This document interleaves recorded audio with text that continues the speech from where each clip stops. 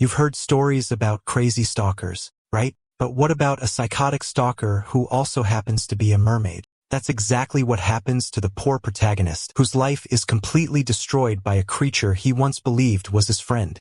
In a distant memory, a woman hugs the protagonist tenderly as he says goodbye. The young man feels her touch on his face, peacefully accepting his final fate. The sensation of drowning wakes him up in fright, making the boys scream. It was all a nightmare, and he finds himself back in his usual lonely reality. The scene changes to a doctor's office, where a voice comments that it has been a while since he last appeared. Then the doctor asks how things are going for him at the university. She then suggests that they continue the conversation from where they left off last time.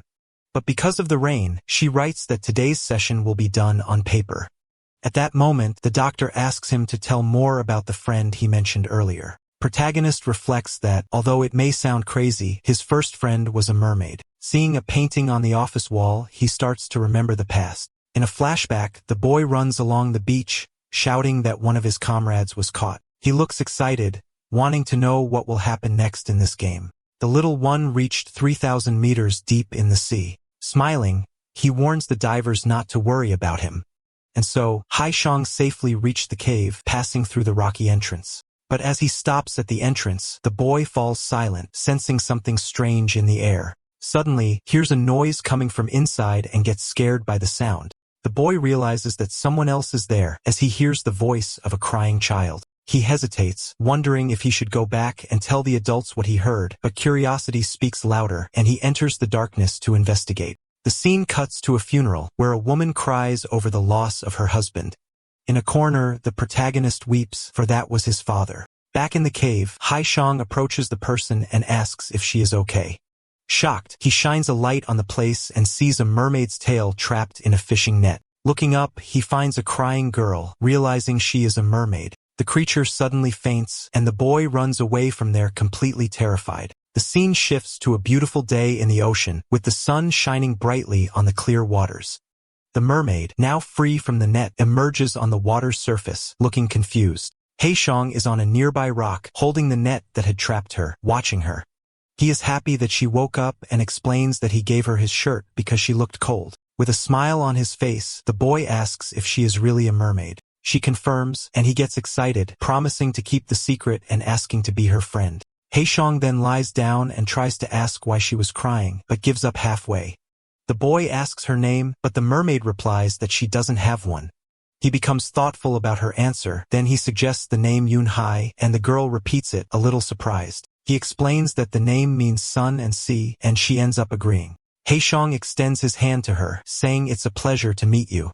Seeing her confusion, the boy says, "You just need to take my hand." They shake hands, and he explains that it's for them to get along well. The doctor asks if he wasn't afraid of her, and the young man says that on his island, there were no other children his age. That's why that mermaid friend became the most precious person to him. The time they spent together was simply unforgettable for the boy.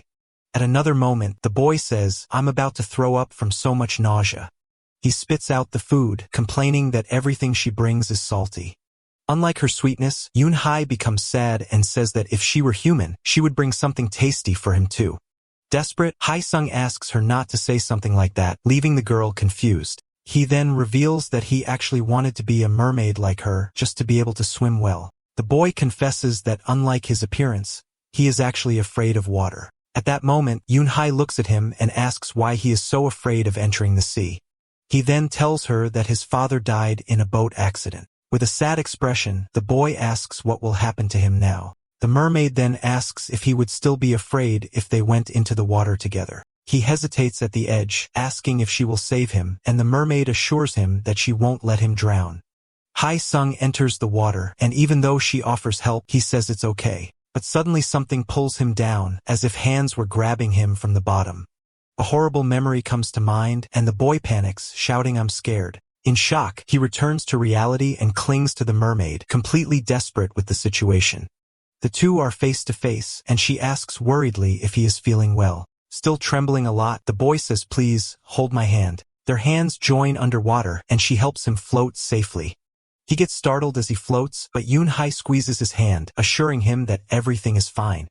Calmly, the mermaid asks him to look, trying to divert his attention from fear. She then tells him that he is swimming, showing that he has overcome his fear. In the deepest part, she asks if he is afraid, but the boy denies it since she is holding him. The mermaid reveals that she also doesn't have a father, and the two comfort each other for having one another. Back in the present, he writes that he was sent to his uncle's house after his mother got hurt. In another memory, he says goodbye on the beach, warning that it might be the last time they see each other. The boy explains that there is no sea in Seoul, and Yoon-hae warns him about a slippery rock. He agrees to get closer, but his face shows the sadness of the imminent farewell. With a trembling voice, he says that despite everything, she will always be his best friend. As a farewell gift, the boy places his toy submarine in the water. He shouts that he is leaving the toy for her and that she should go get it quickly. 6 years have passed, and the protagonist, now in high school, remembers his farewell. In the bathroom, he gets irritated, thinking that something is wrong with him for not forgetting her. Then he goes to the sink and starts washing his hands to try to cool his head. The boy splashes water on his face, hoping to drive away the memories for good, but suddenly ghostly hands grab him from inside the sink, leaving him terrified. He screams desperately, telling the thing to let him go while trying to break free from its grip. A figure emerges from the darkness, and he is startled to hear a voice calling his name.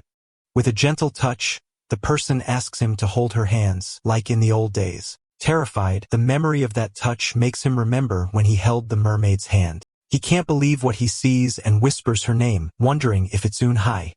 Then his hands are pulled, and Yoon-hae herself emerges from the water right in front of him.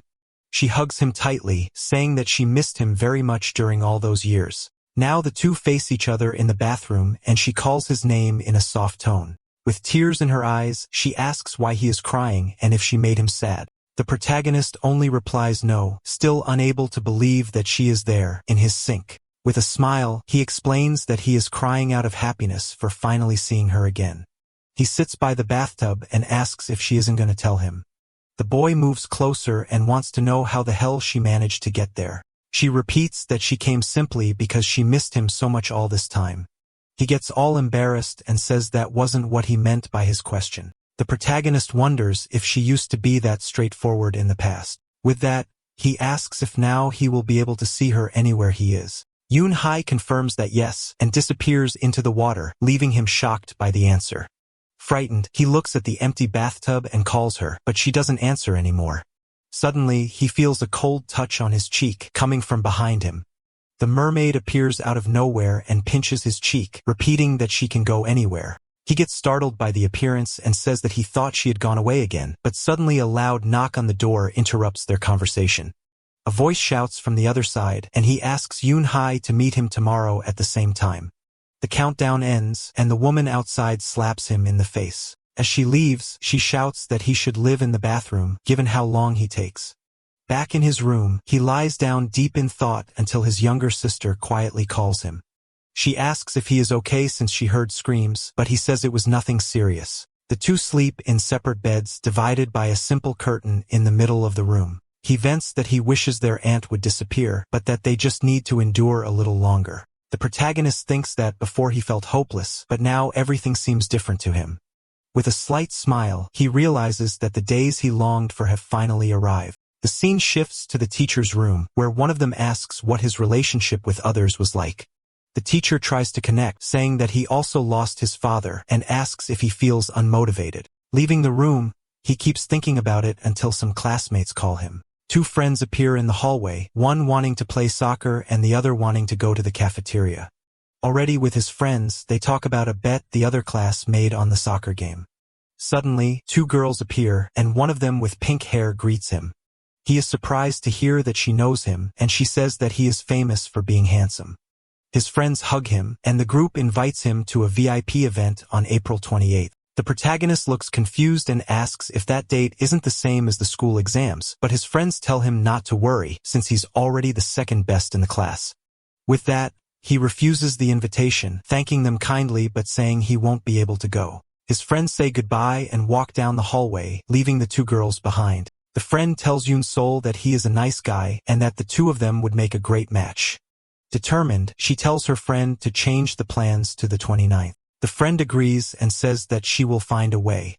Among his classmates, the protagonist reflects that for some reason, people have always seen him as someone very mature. However, he only wanted to make his mother proud, who could barely survive. He only cared about his mother, who was sick in a hospital bed. And it was at that moment that his uncle appeared, inviting him to live in his house. The scene shows an argument, with the aunt furious that he brought the children there. She shouts that she is not running a daycare, while the two siblings hide in fear. The couple then turns to them with a frightening look, ordering them to call her aunt. The new aunt proved to be cruel, forcing the little sister to eat even though she was full. She hits the girl's head with chopsticks, making the child scream in pain. The brother hugs her, begging please don't cry, trying to muffle the sound. The aunt then threatens them, telling them to stay quiet or they will be thrown out of the house. But the little girl can't stand it and starts crying, and the woman mocks her pain. The aunt starts hitting the boy, who curls up to protect his sister from the blows. The uncle only says for him to apologize and not anger the woman, offering no help. With all that pressure, the boy felt like he was going insane. No matter how much he endured or studied, nothing seemed to change for the better. He even thought about giving up everything and joining his deceased father, but it was in those moments that Eun-hye appeared to talk and give him support. Back in the present, he thanks Eun-hye for everything, leaving her confused. He explains that his life was miserable and that he wished to see her every day. The mermaid then replies that she felt the same way, leaving the boy surprised. She says that if he hadn't gone to the cave, she wouldn't be who she is today, changing her life. He becomes emotional, remembering how long it has been since they met. Eun-hye then asks if the woman who yelled at him is the cause of his miserable life. He explains that she isn't the only one to blame, but she is the main one responsible for everything. The boy promises that he will leave home when he becomes an adult so he can spend more time with her. With that, the mermaid wants to know if he would be happier if the aunt weren't around. He thinks for a moment and answers sincerely that yes, it would be much better. Although it seems strange, he confesses that he has wished many times for his aunt to disappear. He fears she will think he is strange for thinking that way, but Eun-hye just listens attentively. With a subtle smile, she simply says that she got the message and dives back into the sea. The next morning, his sister asks who he was talking to last night in the kitchen. He serves her breakfast, telling the girl to put away her phone so they can eat. While they eat, the sister comments that the aunt left a while ago and wonders if she's okay.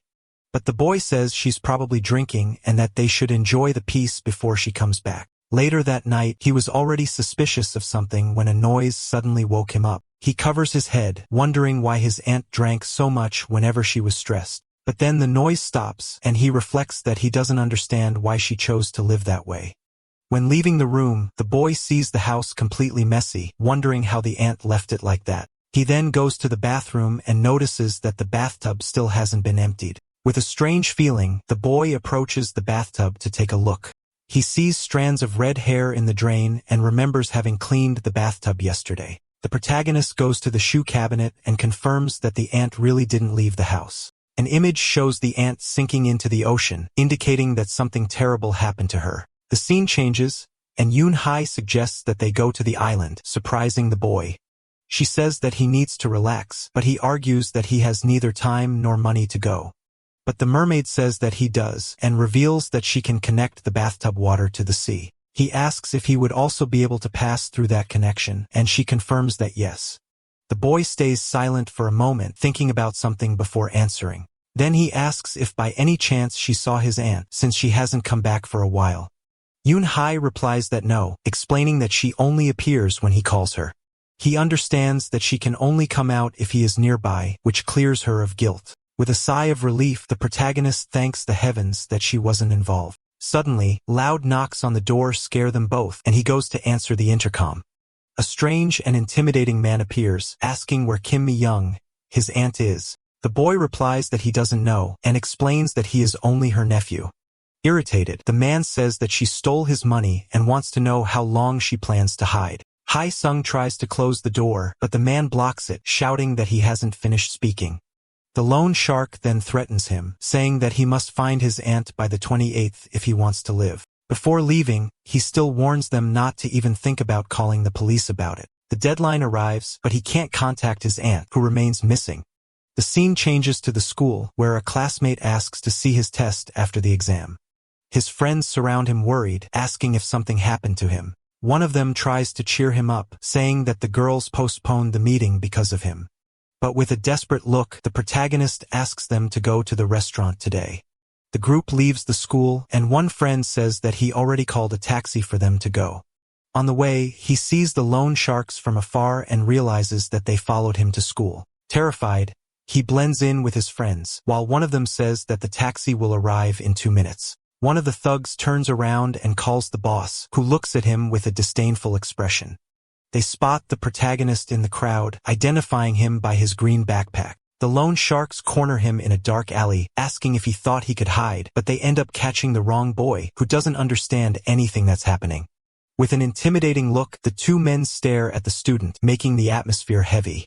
Inside the taxi, the protagonist feels sick, and his friends ask if he's okay. He then covers his mouth tightly, trying his hardest not to vomit inside the car. Already at the restaurant, the friends wonder why the girls are taking so long to arrive. One friend notices his tension and asks him to say what's going on, but he only apologizes. The other friend insists, asking if everything is okay at home, but he only says yes. Suddenly, protagonist's eyes widen as he realizes he forgot something very important. In a rush, he turns to his friend and asks to borrow his phone for a moment. He runs to the bathroom to make a call, blaming himself for thinking only about himself. Desperate, he yells into the phone, asking where his sister Jim Hai-bin is right now. She says that she's with her friends, and he forbids her from going home, telling her to sleep there. He shouts for her to just obey, while his sister asks why he's being so urgent. On the other end of the line, the boy hears her friend agreeing to host her, and he sighs in relief. Later, he drops her off at her friend's house, apologizing for the trouble and saying goodbye. The protagonist tells her to behave and promises to return the phone the next day. With his sister's phone in hand, he starts dialing the police number, making a decision. He thinks that he can't leave the house empty and plans to call as soon as they leave. Determined, he climbs the stairs, saying to himself that he needs to end this. Upon reaching his floor, the boy peeks and sees that there's no one in the hallway. Thinking he's safe, he walks to the door, planning to grab some things inside, but when he opens it, he comes face to face with the lone shark, who greets him with a sinister smile. The man stares at him angrily, asking if he thought he could simply run away. Trembling, the boy tries to call the police, but his hand can barely press the button. Before he can, the thug snatches the phone from his hand and ends the call. The lone sharks throw him inside the apartment, warning that he should prepare for the worst. The boss grabs him, saying that he will be punished for not finding his aunt in time. In a desperate act, he hits the thug and breaks free from the grip. The protagonist runs to the bathroom, but the lone sharks corner him and close the door. He has no way out, wondering what he can do to escape that situation. The men start banging on the door, and the boy trembles with fear, not knowing what to do. They break the door down and throw him to the floor, saying that they only wanted to scare him a little. The thug says it would be a waste to use the tools on him since they were meant for the ant. Then, the lone shark gives him two options: to be beaten with the shower hose or with the other tools. He stares coldly, making it clear that the second option would be far worse. Without thinking twice, the boy chooses to be beaten with the shower hose to avoid the worst. The boss agrees and prepares to hit the young man, but suddenly, the shower hose wraps around the thug's arm and pulls him into the bathtub. The boss yells at the idiot to get up, embarrassed by the scene he's making. The man screams that something is pulling him from inside the bathtub, but no one believes him. The water begins to stir, and the protagonist's friend panics at the sight. The man calls out the employee's name, but soon after, he too is pulled inside. The protagonist gasps, looking back in disbelief at what just happened. Then, Yoon-hai appears in the bathtub, revealing that she was the one who saved him from the lone sharks. The scene shows her dragging the men's bodies into the depths of the ocean. With a cold look, the mermaid stares at him, her hair still wet from what she did. The scene returns to the doctor's office, and the doctor asks what happened after that. He then explains that the police arrived and handled the whole situation that took place. The boy stands up, saying that therapy is useless and asks only for his medication. At the reception, he pays the fee and refuses the offer to schedule another medical appointment. But as he leaves, he walks down the stairs and collapses, crying with his hands on his head. In a flashback from that night, Yoon-hai hugs him while he cries in despair. The protagonist says that he killed 2 people, feeling guilty for what happened, but she corrects him, coldly stating that it wasn't him, it was her who did it. She explains that no one will ever know, because she hid the bodies and no one believes in mermaids. Frightened, he steps back and asks how she can stay so calm after everything. Yoon-hae says that they tormented him and that there's no problem getting rid of people like that. He questions her logic and asks if she would kill him too if he ever tormented her. But she looks at him tenderly, saying that his existence is the reason for her happiness. The boy doesn't understand her reaction and wonders why Yoon-hae changed so much. She then says that he's the one who changed and that his personality isn't the same anymore. He panics, feeling helpless and wanting to escape that situation. A week later, he leaves school with his friends, one of them complaining that the test was difficult. One of the boys tells the other that if someone hears him say that, they'll think he actually studied. Putting his arm around the protagonist's neck, his friend asks why he's been so distant. The protagonist only smiles, and his friends find it strange. Even surrounded by friends, he walks down the street feeling completely alone in the world. In his mind, he decides that he can no longer see Yoon-hae because she's not the same person anymore. He explains that he's human and needs to adapt to his new life and that he can't see her again. With a broken heart, he asks her to find another happiness for herself. The boy walks away, leaving her alone in the bathtub with an expression of deep sadness. The scene ends with him saying goodbye to his friends and arriving at his house's door. When he enters, a voice greets him, and he sees his uncle with two strange men. The uncle tells him to go to his room, but the men call him over to talk a bit. He gets scared, but one of them says they're police officers and are only investigating. Sitting with them in the living room, the officer reveals the news that his aunt has died. The boy feels relieved, thinking they won't ask about the loan sharks who disappeared. One of the officers finds his lack of reaction strange and asks if he already knew the news. He panics, blaming himself for feeling relieved about someone's death. But his uncle defends him, saying that the woman was a parasite who spent all the money. The boy can't understand why the uncle, who never helped him, is defending him now. His aunt had been pursued by loan sharks because of her debts. In a flashback, the aunt receives a threatening call, telling her to stop calling. Because of that, the uncle cut contact with her for a few weeks until he got a phone call. On the call, he finds out that she was with another woman, and he explodes with rage. Consumed by hatred, the aunt promises to kill everyone, with a look of pure vengeance. That rainy night, the aunt takes a taxi, and the driver asks for her destination. She says she's going to Bucheon, and he warns that the fare will be very expensive at that hour. Looking through the rearview mirror, the taxi driver gets scared when he sees her holding a knife. He stops the car and throws her out, threatening to call the police if she doesn't leave immediately. Back in the car, he complains that he's all wet and thinks he's been seeing too many strange things. While driving, he wonders if he should have reported the woman to the police. Feeling sleepy, the driver decides to get a coffee to stay awake on the road, but when he turns around, he comes face to face with the aunt who appears in front of the car. She attacks him, and in desperation he steps on the accelerator, screaming for her to get out. He loses control of the vehicle, which skids on the road and crashes hard into the barrier, causing the woman to fall into the sea. Then the police were at her house investigating why she had gone out with a knife. After talking, they thank them for the cooperation and say goodbye, leaving the uncle and nephew alone. As the protagonist closes the door, his uncle asks if everything was fine during his absence. That shocks him, unable to believe how cynical he's being.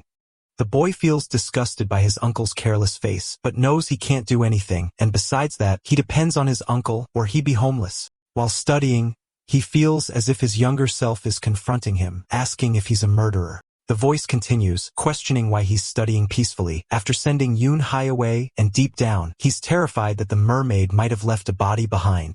The boy thinks that he can simply leave, just like he did when he went to Seoul. Suddenly, his sister calls him saying that Grandma Mal-suk called his phone. He answers and greets his grandmother, trying to sound as calm as possible during the call. The boy says that he's been living well, and that his sister Hee-bin has already become a grown girl. Pretending that the signal is bad, he asks her to wait as he's stepping outside to talk. He sits on the floor of the hallway, continuing the conversation with his grandmother outside. The protagonist stays silent for a moment, processing what he just heard. The scene cuts to him looking at old family photos from when they were still happy. In a flashback, little Hae-sung asks how his mom is feeling. The mother is cleaning his sister's ear and asks him to get another cotton swab. While searching, he starts thinking about what would happen if something went wrong. He wonders if his stepfather will show up, but the only image he has is of his father. When he turns around, he finds his sister sleeping on the floor and gets a little surprised. The boy wakes her up and asks where their mother went, but the little girl doesn't remember her, and she tells him that they don't have a mother. He questions why they don't have a mother, and the sister says that they should go look for her. The two walk along the pier until the boy spots their mother's boat in the distance. He points excitedly, saying that she went to get food for them in the sea.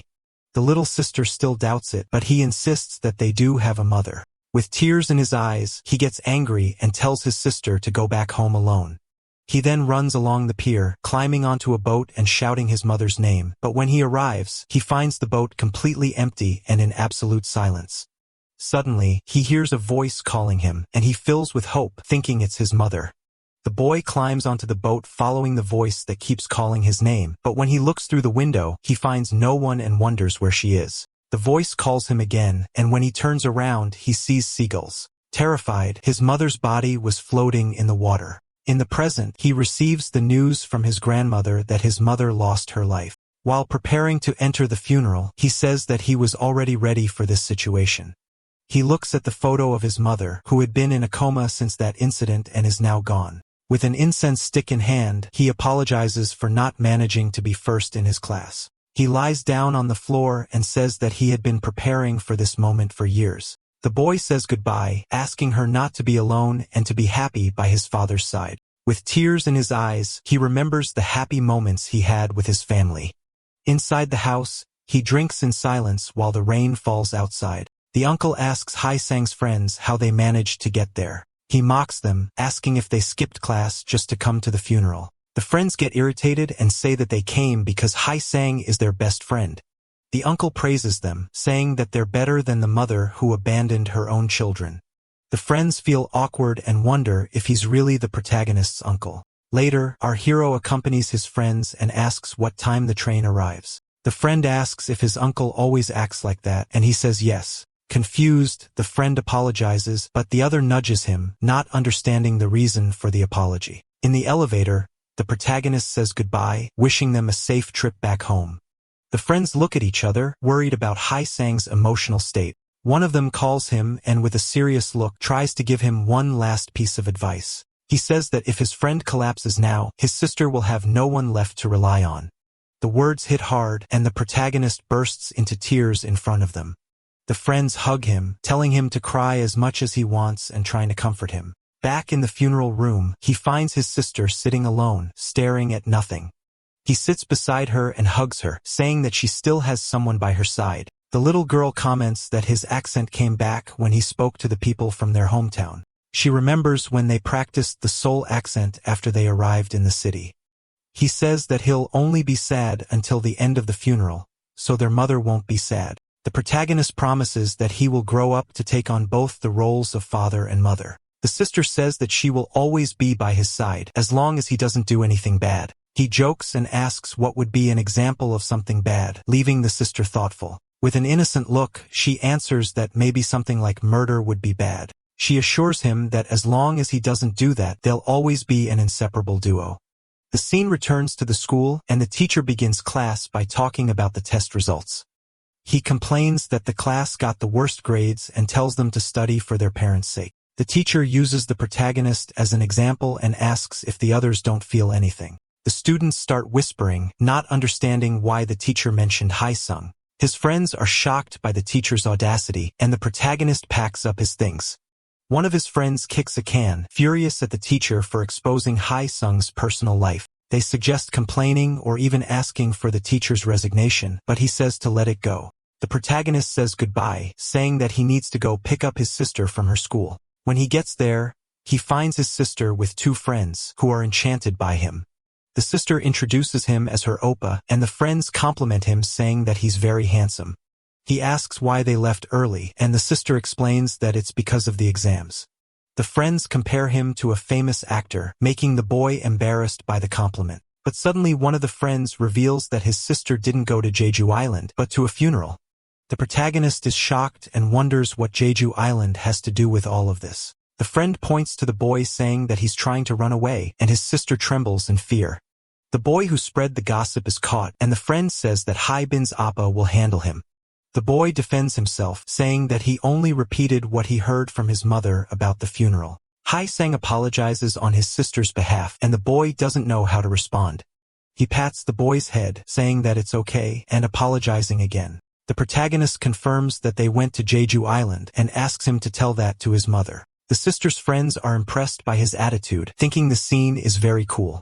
On the way home, the sister asks if he wasn't angry, but he says that it's okay. He takes her to the movies, saying that it's to make up for the Children's Day they missed. The sister gets excited about a kids' movie and says she heard it's really famous. He asks if she wants to watch it, but the little girl says it's too childish for them. He looks at the movie times and she ends up choosing the kids' movie anyway. The movie scene shows a birthday party, with the main character happy. The two watch the movie in silence, each lost in their own thoughts. The character in the movie says that her parents love her very much and hugs them warmly. Beside him, he hears his sister sniffing and realizes that she's crying during the movie. The protagonist asks if she wants to leave, but the little girl just nods silently. Afterward, they go to a restaurant and he asks if the food tastes good to her. He feels guilty, thinking he shouldn't have suggested watching that movie. The boy asks if she still remembers the days they spent on Malay Island.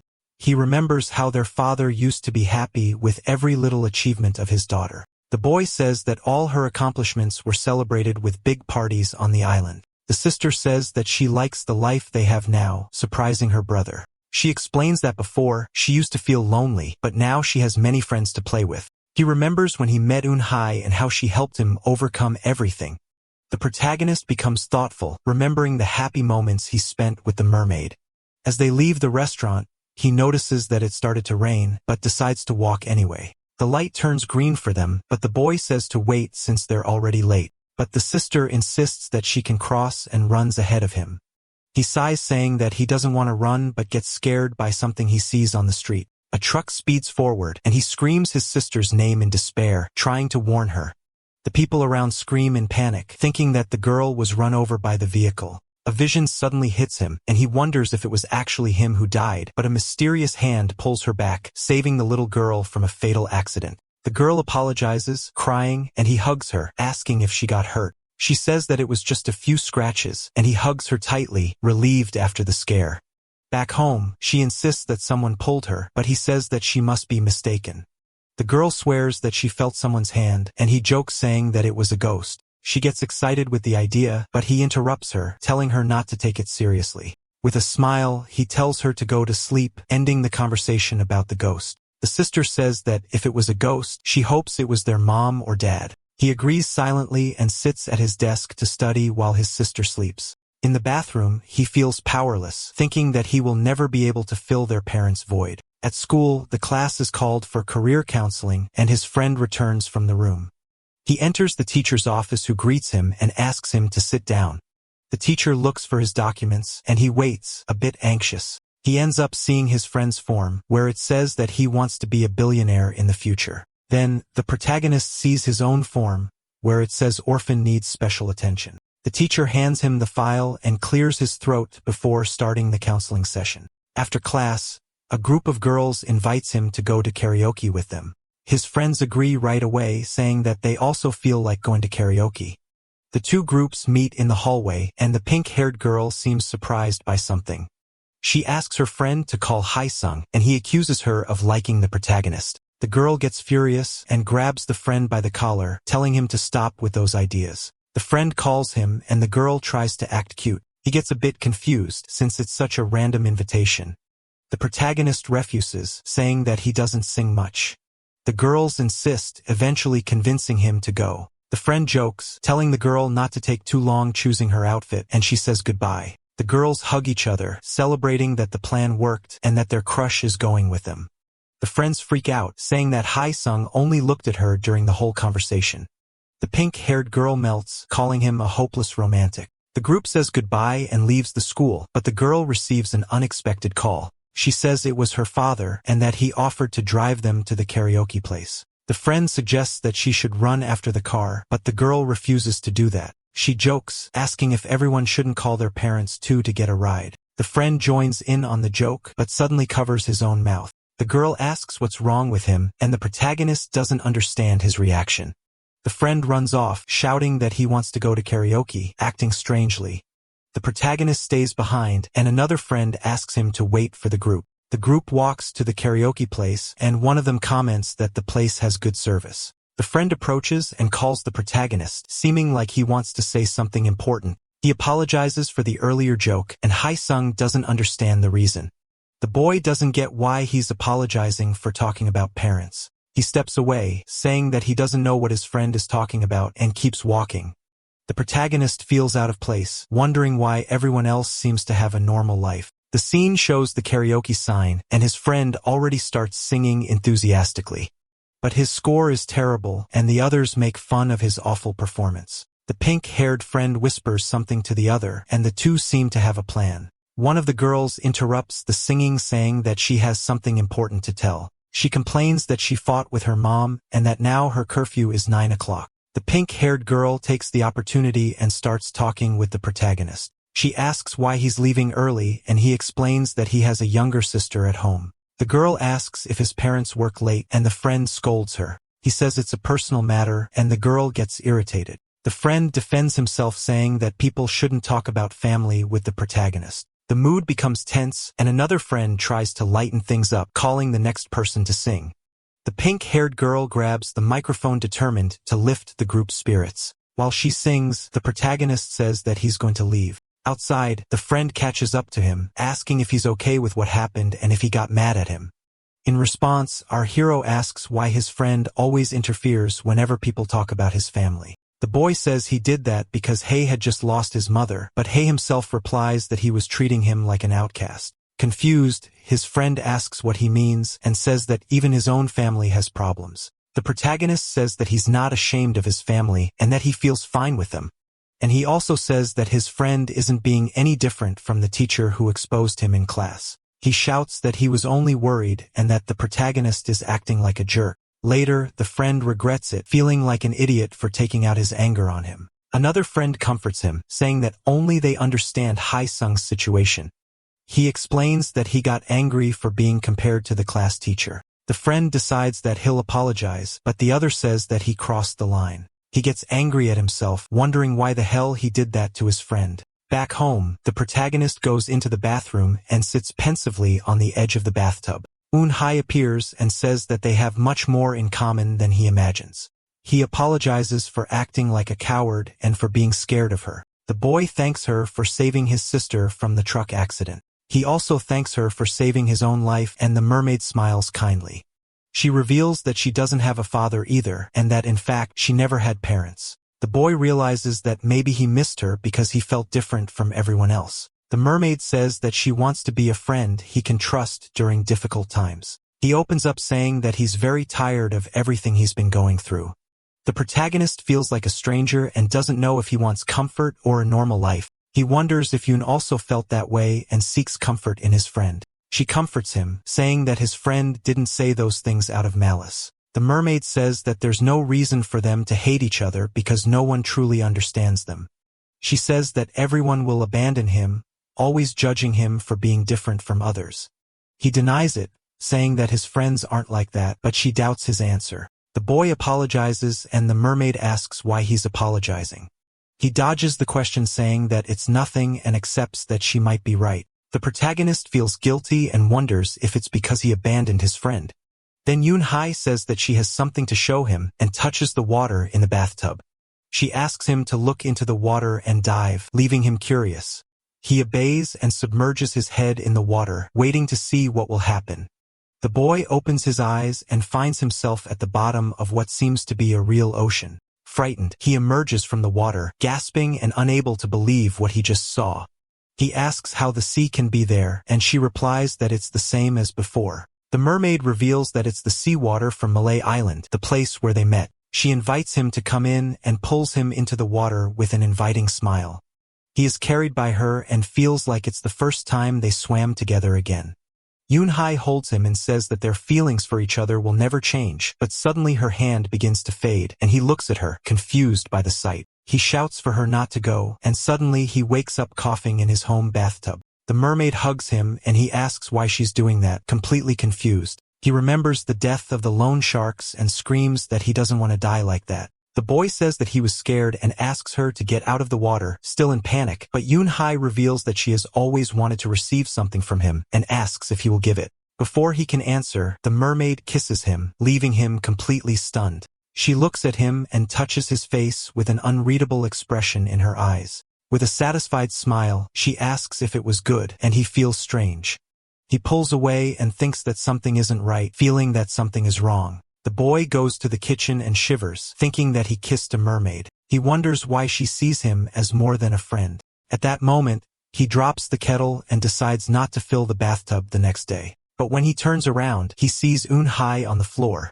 She appeared in the puddle of water. She says that they need to meet, and right after that, she disappears again. The refrigerator starts beeping because it's open, but Hae is confused, wondering why she came again. He trembles, feeling that the situation is worse than before and that something is very wrong. The next day at school, his friend approaches him to finally talk. He complains that apologizing is very embarrassing, but that everyone insisted he do it. The friend apologizes for having crossed the line, and the protagonist accepts the apology. He remembers Yoon-hae's words and wonders why they keep coming to his mind. The protagonist thanks him, and the two finally make peace, leaving the friend confused. Suddenly, rest of the group shows up, celebrating that the two made up. He calls the pink-haired girl, Seol-bi, to talk outside the classroom. The girl gets all excited and says yes, accepting the invitation immediately. He knows that this is wrong, but he can't let it affect his daily life. The boy thinks that, either way, he needs to protect himself above all else. He calls Seol-bi and says that he doesn't know how to say what he needs to say. The girl encourages him, telling him to say what he wants without fear with a smile. He asks if she has any clothes she doesn't need anymore because his sister has grown up. The boy explains that he wanted to buy new clothes for her but doesn't have any money. He apologizes for asking suddenly, but the girl seems a little disappointed. The scene cuts to her room, where her friends ask why she would give him the clothes. They question why he wanted to talk in private and hint that he has a crush on her. The girl freaks out and says that's not even half of what actually happened. The next day, he shows up with a bunch of clothes, and she says that there's much more. But the girl says that she has one condition for giving him the clothes, leaving him surprised. She invites him to go to the beach with the group and says she'll only give the clothes if he goes. He thinks for a moment and ends up agreeing to the condition she set. The friends celebrate, saying that this is her chance to finally win him over. They already start talking about marriage, and the girl laughs, saying they're going too far. Back in the bathroom, Yoon-hae tries on one of the dresses and asks what he thinks. He says that it looks good on her and tries to seem as natural as possible in front of her. The boy thinks that he needs to please her so she won't act so controlling. The mermaid says that she prefers the old shirt because it was the first gift he gave her. He says that the shirt is too small and that this dress is also a gift from him to her. He wonders if she thinks the dress was a gift from someone else. The mermaid calls him to get in the water again and see the ocean once more, but he refuses, saying that it was too frightening last time and that he can't go in. Yoon-hae confronts him, saying that's not what he said before, leaving him confused. She reveals that she heard him telling the girl that he would go to the beach with her in the summer. The scene shows the pink-haired girl inviting him to go to the beach with the group. Shocked, he asks how she saw that and wonders if she's been watching him at school. She explains that water is everywhere and that she can see everything through it. The mermaid says that she needed the clothes and orders him to get into the water right now. He realizes that he has no choice but to obey and that he can't go back anymore. Yoon-hae makes sure to show him the reality they are living in now. Suddenly, boy starts coughing and the mermaid stares at him with an empty look. He wanted to say that it was she who killed them, but he knew it was a useless thought. Yoon-hae uses it against him, and he feels completely at the mermaid's mercy. At home, he yells at his sister, telling her not to fill the bathtub when he's there. The sister defends herself, saying it was for a science project, but he doesn't believe her. He shouts that if she had remembered what he said, she would have done it somewhere else. At school, a girl stops him, saying that he forgot his ID badge and will be punished for it. His friend gets startled and he wonders when he lost his school badge. He starts making a mental list, trying to understand what's happening to him. The protagonist thinks that he has to meet the mermaid every afternoon and that she hates delays. He remembers that Yoon-hae can only leave the water if he's nearby, which complicates everything. Suddenly, he gets startled by a noise. A classmate drops her water bottle on the floor and apologizes for the scare. She asks if anyone has paper towels, but the classroom is out and no one has any. The protagonist gets an idea and grabs a tissue to help the girl clean up. She thanks him, and he tells her to hurry up and clean the mess quickly. The girl thinks his attitude is rude and wonders what's gotten into him. His friends throw a note onto his desk, asking if something's wrong with him. Then, Hayu turns to them, and they stare at him, trying to understand why he's acting like that. The friend answers that no, but it's obvious that something's wrong with him. He thinks about who he could tell, but knows no one would believe his story. For days, he thinks about how to get rid of Eun-hai, but finds no solution. Finally, the day of the beach trip arrives, and the sea is already just ahead. He feels tense and concludes that this has become the most miserable day of his life. When they arrive at the inn, one of the girls complains about the smell and asks if there wasn't a better place. They decide to unpack their things and head straight to the beach to enjoy the day. But the protagonist says that he's not feeling well and will go later once he feels better. He watches his friends having fun at the beach while he stays alone in the room. He remembers Eun-hai telling him to go when no one is around. The mermaid reminds him that he has no choice and that he must obey her orders. The boy fears that she will suddenly appear while he's with his friends. He goes to the kitchen and drinks some water, still deep in thought about what to do. The boy wonders if he really needs Eun-hai in his life and makes a decision. He decides that he must find a way to make Eun-hai disappear for good. The group returns from the beach and the girl complains that she spent a fortune on her outfit for nothing. They find the protagonist and say that they brought sashimi for everyone to eat together. He offers to set the table and the pink-haired girl helps him with the food. The friend complains that it took them forever to find a restaurant since there was nothing nearby. The protagonist is surprised and asks how they managed to buy the sashimi. The friend says there's nothing to do in the area and they start eating. The girl offers him a cup, but the protagonist politely refuses the drink. His friends get annoyed and tell him to stop acting that way with them. One of them says that they came from far away and that he's not taking part in anything. Tired of the argument, he sighs and says that it's fine, agreeing to join them. Night falls and the group has fun on the porch laughing and talking cheerfully. Still disheartened, our hero tries to blend in, but the memory resurfaces. The boy remembers his aunt's death and her image haunts him again. Back to reality, his friend asks if they already know which school they'll attend. A friend says that Jaejong is going to art school and that the girls are too. The girls talk about their plans, and he says that he's thinking about a cooperative program. The girl jokes saying that he still needs to study even in that program. He thinks that everyone has dreams and plans for the future, feeling a bit out of place. His friends insist that he should go to a better school since his grades are very good. Another friend covers his mouth, saying that Hee-sung's parents must be proud of him. The girl says that it's every parent's dream and he just smiles, not knowing what to say. Tired of hiding it, he reveals to everyone that he has no parents, shocking the group. He explains that his parents passed away, and that's why he can't go to a better school. The protagonist decides to tell them everything that happened, and the friends listen in silence. He tells them about his father's death, the move to Seoul, and the recent death of his mother. Seeing their sadness, he asks why they look so sad and if he should stop. He also reveals about the old lady who used to help him and why he got rid of his phone. The boy wonders if he's drunk and why he's telling them all of that. He remembers Eun-hai saying that he has no choice, and the fear returns to haunt him. Suddenly, wakes up and wonders when he fell asleep in the room. Still in the middle of the night, he gets up, determined to put his plan into action. He knows he can't fight her and is afraid of what she would do if he exposed her. With a knife in his hand, he decides that he needs to end it all in the ocean. He goes to the beach and tells himself that everything will be fine in the end. The boy thinks that his life has been hard enough and that he deserves a bit of peace. But as he enters the water, he is surprised by his friend, who stops him from continuing. The friend confronts him, asking if he's serious about leaving so early. He accuses him of trying to kill himself, and the boy says that it's nothing like that. The knife falls into the water, and the friend asks how he can calm down in a situation like this. The protagonist yells for him to get out of the water, saying it's too dangerous there. Angrily, his friend says that he always chooses to suffer alone, but suddenly the mermaid appears. With a smile, she greets him and asks why he brought his friend along. The friend turns around and asks who the girl is, leaving the protagonist in panic. He wonders why she came out and fears that something terrible will happen to his friend. Frightened, the friend ends up falling. He is shocked when he sees the mermaid's tail, and the protagonist yells for him to get out of the water.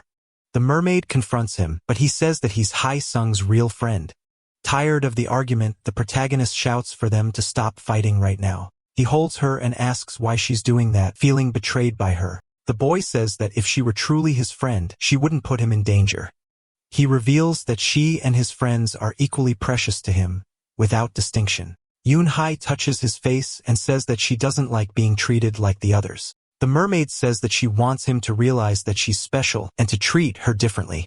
He says that he'll try, but the mermaid responds that she doesn't believe his words. She accuses him of not wanting to try and says that's why he brought a knife with him. Suddenly, shows the knife in her hand, leaving the boy in shock. Then she asks if he's afraid of her now too. He stammers saying that he brought the knife to protect himself and that he would never hurt her. The mermaid says that it seems like he's protecting his friend, not the other way around, and that he only protected her back when they still lived on the island. The mermaid says that she doesn't like the situation or having his friend nearby. He throws himself into the water and begs her not to do anything, saying that it was a mistake. The boy pleads on his knees, begging her to please let his friend go. Yoon-hae says that he doesn't need his friend and that he's always been alone, even surrounded by people. She invites him to return to Mule Island and relive the happy times they once had. He accepts the offer and says that they can go, but the girl wants to talk about it after the friend leaves. The protagonist helps his friend get up and leads him out of the water. He tells his friend not to say anything and just go, and the mermaid watches everything from afar. The boy begs her to find happiness somewhere else, but she doesn't believe him. She accuses him of lying again, and he turns around, calling her name.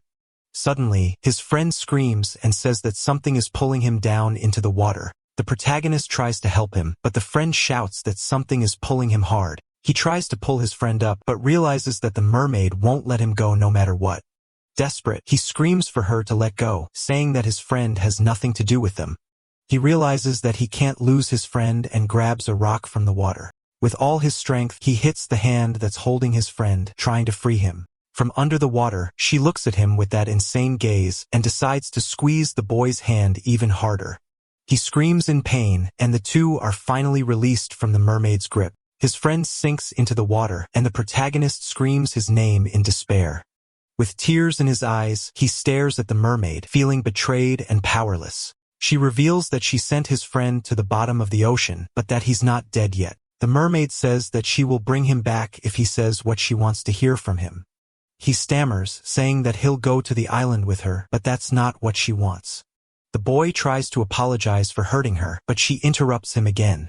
He says that she's the most important person to him, but she denies it once more. The mermaid tells him to try again and drowns him until he says the right answer. She hugs him and tells him to keep trying until he says what she wants to hear. The scene shifts to the police station, and the protagonist's uncle leaves him alone to be interrogated. The detective calls him and takes him to a room to be questioned about the case. The detective reminds him that it's illegal for a minor to stay at a lodging without a guardian. He starts telling what happened, saying that he woke up early to go to the beach. But as he relives the scene, he has a panic attack and begins to feel suffocated. The image of his friend drowning comes to his mind, and he panics in the room. He knocks over the table and the detective gets startled, asking what's wrong with him. The boy says that he can't remember and that he can't continue with the testimony. The scene changes and the mother of one of his friends complains that this will ruin her son's college entrance exams. She tries to blame Hae-sung, saying that he hangs out with bad influences and has no parents. The mother hits her son and blames him for going to the beach without her permission. The detective tries to calm her down, saying that whatever she says won't affect the investigation. He asks the friend what the relationship between Hae-sung and the missing boy was like. The friend says that on the night of the incident, the missing boy became very sentimental. He assures that his friend would never hurt anyone and that he's sure of it. The detective asks if he ever crossed the line when talking about Hae-sung's family. The officer asks if they were drinking, and the boy is shocked by the question. With no evidence, the detectives conclude that it was an accidental drowning caused by alcohol. A week later, he receives a visit from his friend and asks how he found his address. The friend reveals that the missing boy's parents have given up the search and are holding the funeral. He asks if he can go, and the friend encourages him, saying that he should. The friend shakes him, saying that if he keeps running away, no one will believe in his innocence. He agrees to meet him the next day, and the friend cries relieved by his decision. At the funeral, he finds his friend, who calls him inside to pay his respects. The boy bows in respect, and the deceased family watches him in silence. He approaches the parents, and the friend introduces him, saying that Hae-sung is there. The protagonist bows in respect, and the boy's mother stares at him with sadness. The boy's father greets him and asks him to say goodbye to his son one last time. He kneels before the altar, and the father tells the woman not to say anything to the boy. In silence, he lights an incense stick and sits to pay his last respects. He remembers the scene of his friend drowning and feels that he's the one to blame. He wishes he were insane and that it was all just in his head. In a flashback, the students get ready to take the class graduation photo. His friend asks the protagonist what he thinks of his look, but he doesn't even look. He laughs, saying that he feels strange with the top button of his shirt closed. The photographer asks him to turn slightly and takes the picture at the perfect moment, and it was exactly that photo taken that day that was displayed at his funeral. Hae just wanted to die, feeling guilty for what had happened. He bows in respect, and the boy's mother approaches with a hesitant expression. She asks desperately if he didn't hurt her son, and if it was really just an accident. The father tries to restrain her, but the woman clings to the protagonist, begging for the truth. She recalls how the two were close and how he used to have dinner at their house. The father reprimands her and apologizes to the guests for the scene she's making. The deceased sister calls the protagonist and his friend to talk outside. She takes them to a more private room and begins speaking to both of them. The girl says that the family isn't doing well and that everything happened so suddenly. With tears in her eyes, she says that she still can't believe what happened to her brother.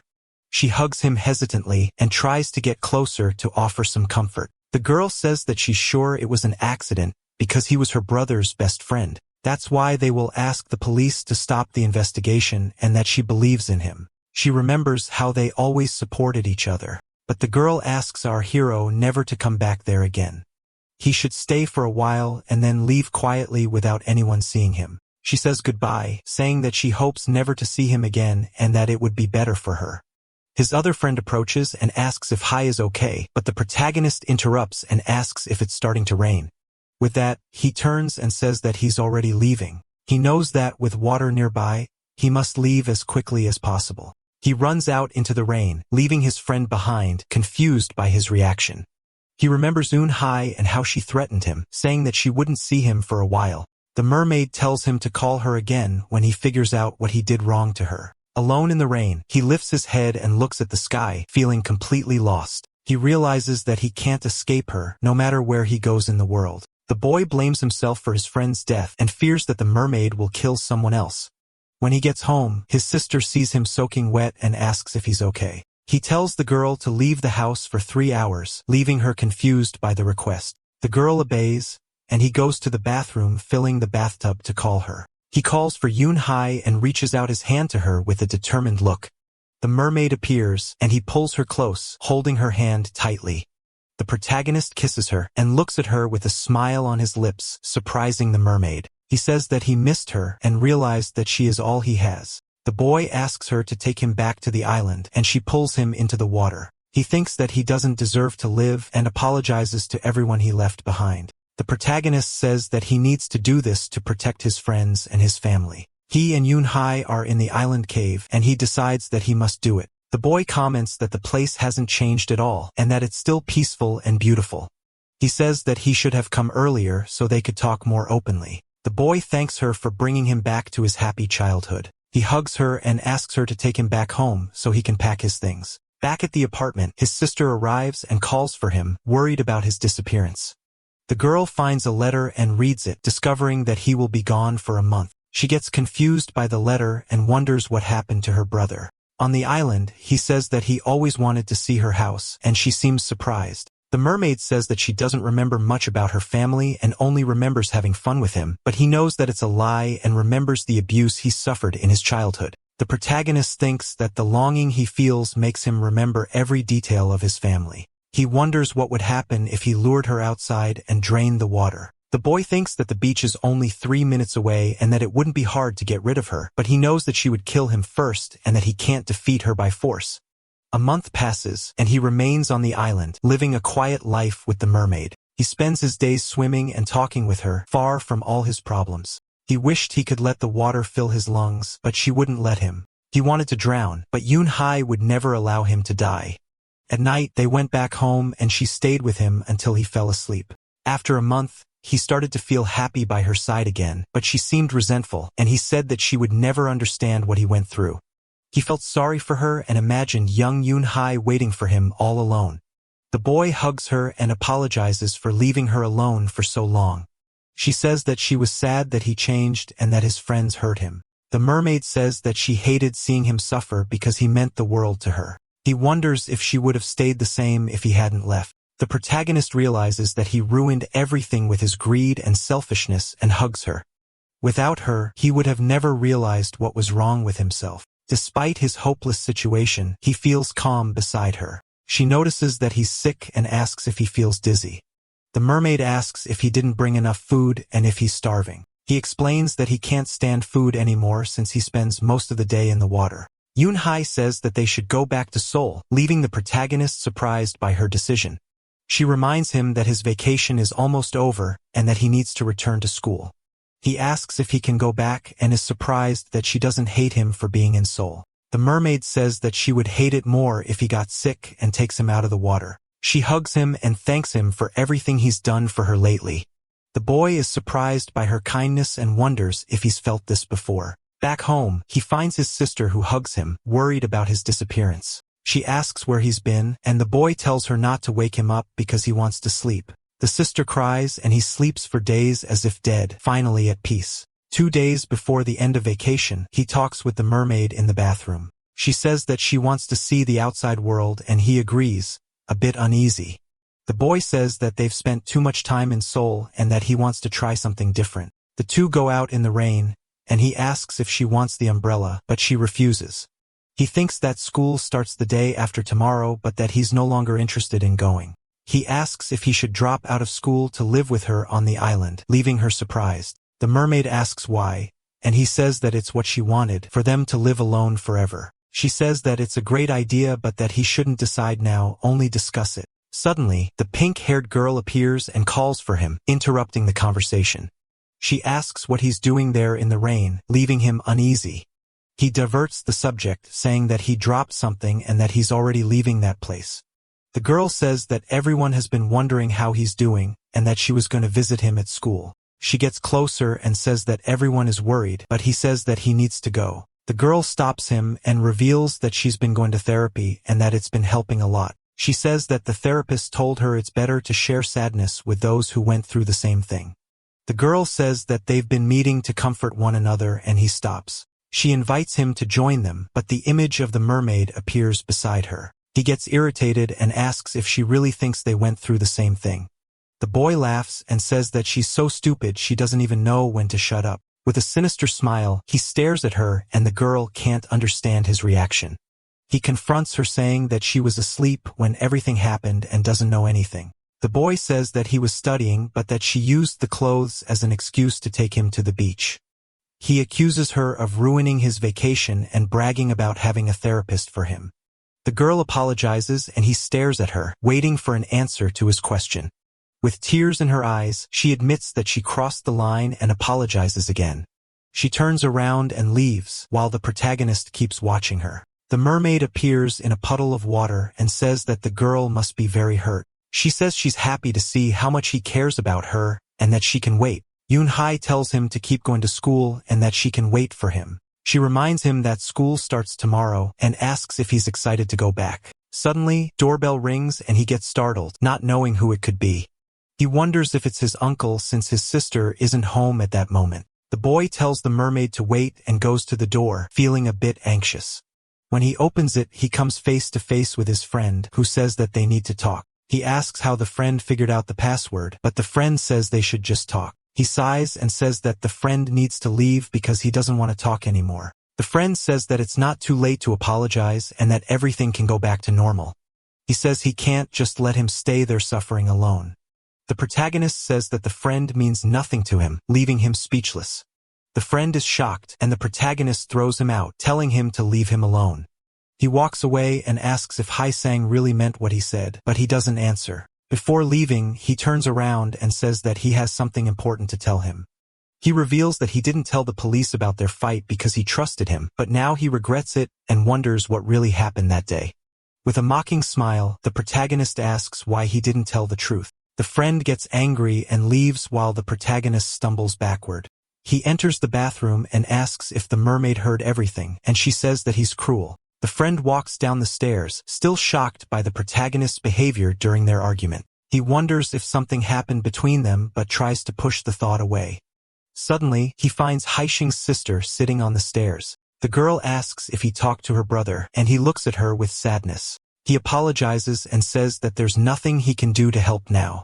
The sister asks if that's really true, and if he can't help her brother at all. The friend asks if she has a phone and saves his number so she can call if she needs anything. He leaves, and the girl looks at her phone, worried about her brother and her friend. School starts again, and the protagonist walks into the classroom feeling out of place. Everyone stares at him because they know what happened at the beach. The boy sits at his desk, and his friend approaches, placing a hand on his shoulder. He invites him to have lunch and says that he'll pay, trying to reconnect, but the protagonist slaps his hand away and leaves the room without saying a word. He finds the girls in the hallway and walks past them without even greeting them. The friend tells Sulby not to talk to him anymore and says she can't believe he ignored her. The teacher walks into the classroom and tells everyone to sit down to begin roll call. He gets confused and calls the name of the deceased friend, making the atmosphere heavy. After that day, everyone at school completely stopped talking to the protagonist. 2 weeks later, he asks his sister to leave the house for a while again. She refuses and asks why she has to leave every time he wants to be alone. The girl says that he's been acting strange since the funeral and that she's scared of him. He pushes her out of the house, ignoring her protests and crying. The boy says that nothing is wrong and tells her to come back in 4 hours. Outside, she tries to convince herself that she needs to give him some space. She decides to stop crying and thinks that he must be exhausted from taking care of her. The girl goes to a cafe, and the employees complain that she only uses the bathroom. One of them confronts her and asks why she's using the restroom without buying anything. The employee says that only paying customers can use the store's restroom. The customers recognize the girl and wonder why she's in trouble there. The employee asks if she doesn't have a home, and the other customers mock her. Suddenly, a voice calls her, and she turns around, surprised by who she sees. The pink-haired girl and her brother's friend invite her to sit with them. Seol-bae confronts the employee and invites her for a private talk downstairs. They take her to the table and explain that they were talking about how to help Hae-sung. The little girl starts crying, and they comfort her, saying that everything will be okay. One of the friends asks what made Hae-sung act so strange all of a sudden. The sister says that he used to be nice but became mean and doesn't let her use the bathroom. The friend realizes that he's not just picking on Seol-bae and that his personality has changed. She says that she thinks it's because of the bathtub and that he isn't sick. The girl says that he forbids her from emptying the tub and leaves notes with warnings. They get scared and wonder if he has some kind of mental issue or obsession. The sister is shocked and asks what accident they're talking about, not knowing anything. One of the girls jokes that he might have joined a cult, scaring the younger girl. She says that she wants to find out the truth and that she's relieved they haven't given up. The friend says that they've thought about it a lot and that there must be a reason for his change. He promises that they'll do their best and that the problem is whether he wants to come back. Seol-bae returns and brings a bunch of sweets for the protagonist's sister to eat. She explains that the employee sent the sweets as an apology to her.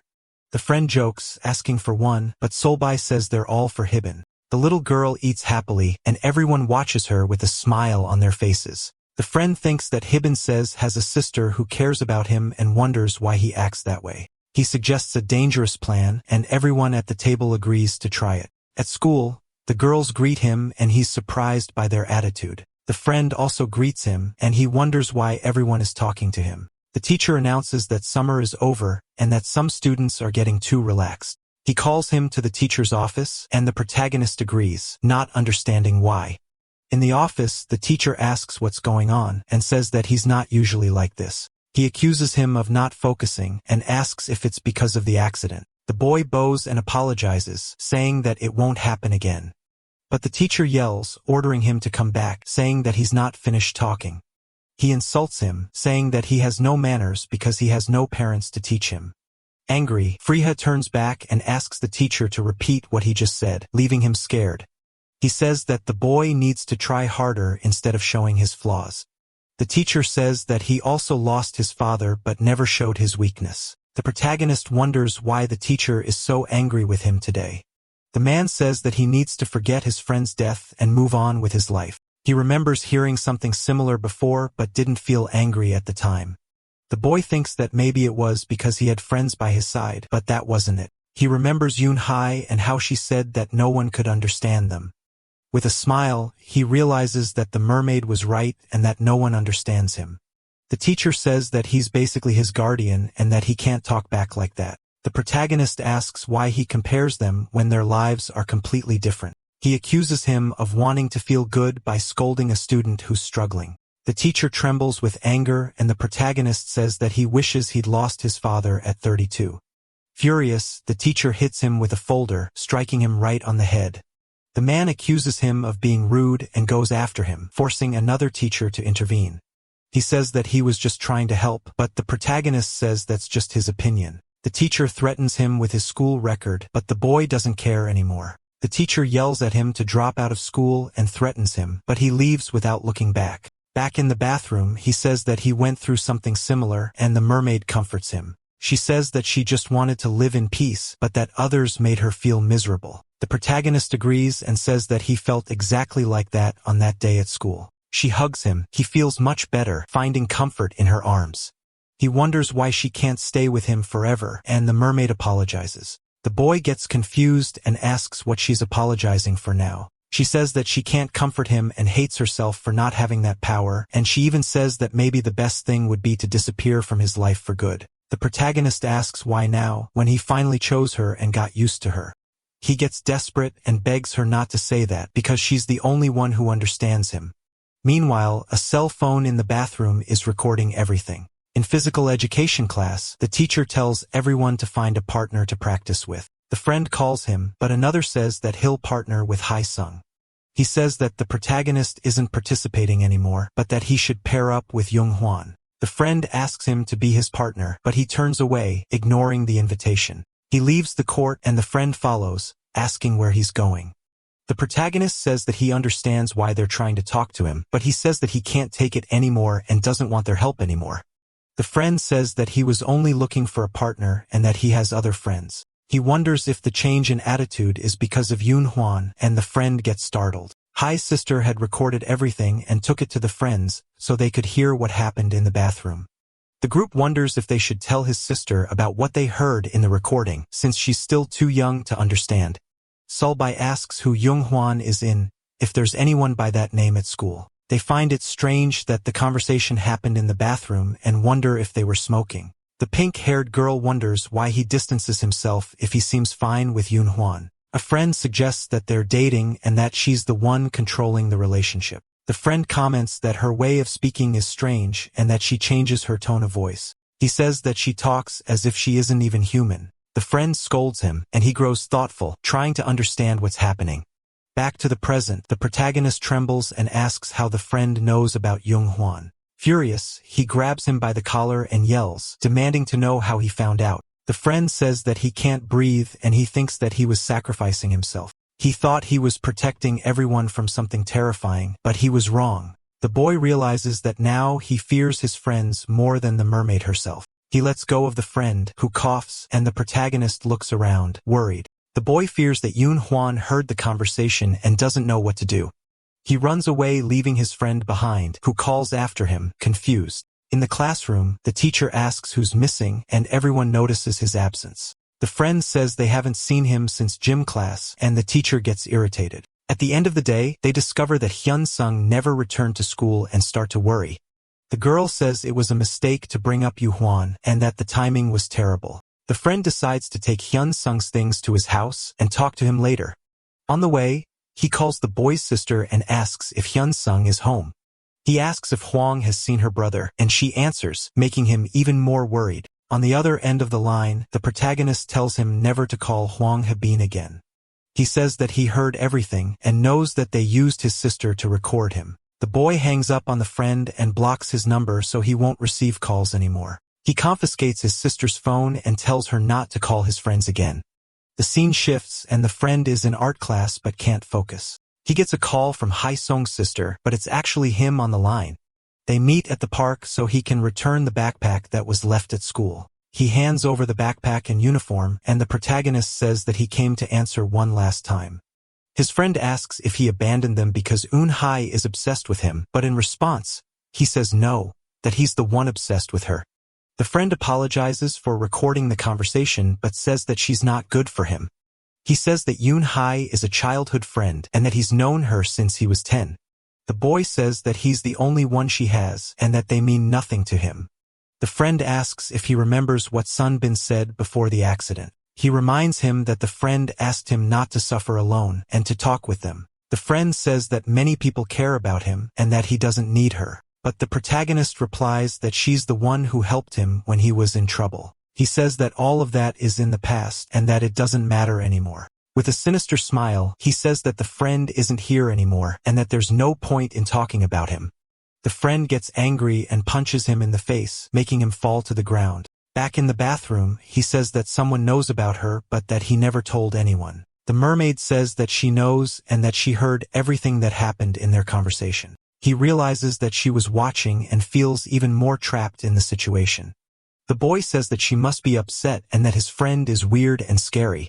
She questions him and asks why he ran away if he already knew his friend would be a problem. He apologizes and says that he was so scared he wasn't thinking straight. The mermaid asks if he doesn't care if the friend disappears, and he stares at her. She reminds him that she said anyone who bothers him needs to disappear. The protagonist gets scared and asks if she's saying that she's going to kill the friend. The mermaid asks what he thinks and what he would do to make him disappear. In shock, he asks if she means that she's going to kill him. Smiling, she says that it's actually a good idea and asks his opinion on what they could do. Back to the moment of the fight, Hae's friend asks how he could say those things. Still throwing punches, he says he can't believe he ever had someone like him as a friend. He reminds him how Sunbin cared about him and how he was a good friend. In a flashback, the friend says that he still wants to be there for him if he ever needs it. He says the problem is that Hae-sung keeps suffering alone, and that makes him nervous. The friend asks him to lean on him or at least on the other friends who are there. He agrees and thanks him for the support, feeling a bit better after the conversation. After cleaning everything up, one of the girls says she cried so much that she needs to hug her mom. The friend is surprised that he told them everything and wonders how he became so amazing. He says that Hae-sung isn't okay and that their personalities are complete opposites. The friend asks the others to be there for him if something ever happens in the future. He says he didn't want to think that way and feels guilty for ever doubting him. The protagonist wishes it had been him who died instead of the friend who's gone. The people around separate the fight and the friend stares at him with anger and disgust. He says he's going to ignore him and threatens him, telling him not to talk to any of them again. The protagonist is left alone and the people nearby ask if he's okay. He doesn't remember much, but he thinks the mermaid got furious about his injuries. The boy was completely alone until graduation, with no friends to talk to. The teacher jokes, saying that the students must be happy to never see him again. He tells the students to leave because he needs to lock the classroom door. The protagonist finds a rose on his desk and is surprised by the gift. The teacher says that's enough and that their parents must be waiting outside. He turns to leave and the teacher starts the countdown for the photo. The boy walks out of the classroom and leaves the flower behind, not caring about the gift. He hears the voice of his friend calling him to play soccer, just like old times.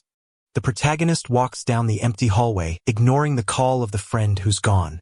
He moves forward alone, carrying the weight of his choices and his losses. He takes a train and a boat, returning to his hometown, Mole Island. He feels a bit embarrassed, but happy to be back in the place he loves. The mermaid appears in the water and waves at him with a gentle smile.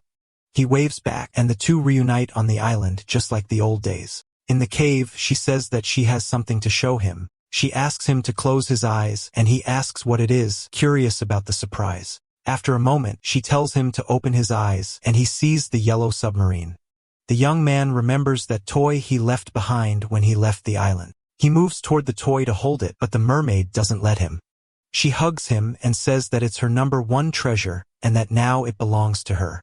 He smiles and agrees, saying that the toy is hers forever as a gift. The mermaid says that the submarine doesn't move anymore and that maybe it's broken. He teaches her how to wind it up. The toy starts moving in the water again. The boy is happy and laughs, feeling peaceful and content by her side. But suddenly, he notices something strange on her tail and asks what happened, leaving her surprised. Alright, that's the end of the story. Thanks for watching. See you in the next one.